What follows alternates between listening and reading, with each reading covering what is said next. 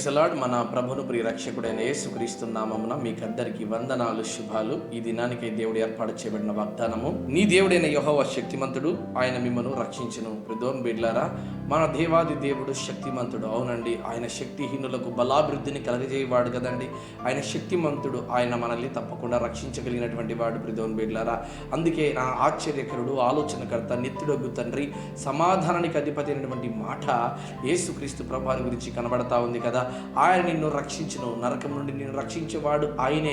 ఆయన శక్తిమంతుడు. భారమైనటువంటి సిలువను మోసి ఇదిగో మరణంను కూడా ఇదిగో స్వేచ్ఛగా మనందు కొరకు పెట్టి ఇదిగో కల్వరిశిలో ప్రాణం అర్పించేటువంటి ఆ యేసుక్రీస్తు ప్రభువారి శక్తి ముందు ఈరోజు మన శక్తి ఎంత అండి ప్రిదోన్ బిడ్డలారా.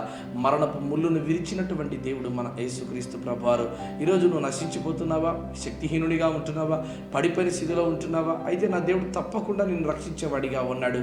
ఇదిగో నువ్వు ఏ స్థితిలో అయితే నశించిపోతున్నావో ఆ స్థితిలో నా దేవుడు రక్షించడానికి సిద్ధంగా ఉన్నాడు. దానియేలు సింహాల బొన్నులోకి వెళ్ళినప్పుడు ఆ ప్రభువే రక్షించినటువంటి వాడిగా ఉన్నాడు. శద్రకు, మేషకు, అబేద్నెగోలు అగ్నిగుండంలోకి వెళ్ళినప్పుడు కూడా నా దేవుడు రక్షించగలిగినటువంటి వాడిగా ఉన్నాడు. ఎర్ర సముద్రం 2 పాయలుగా చీల్చబడినప్పుడు 6 నెలల మీద తన బిడ్డను సురక్షితంగా రక్షించి నడిపించినటువంటి దేవుడు.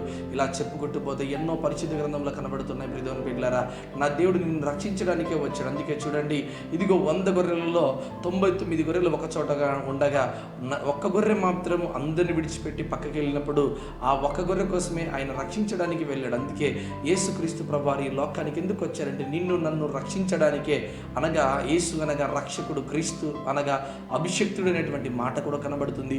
ఇదిగో బందిపోటు దొంగ, యేసు నీవు నీ రాజ్యంలో వచ్చినప్పుడు నన్ను జ్ఞాపకం చేసుకో అని ప్రభుని పిలుస్తున్నాడు. ప్రిదోన్ బిడ్డలారా, ఈరోజు ప్రభు నిన్ను రక్షించడానికి ఈ లోకానికి వచ్చాడు.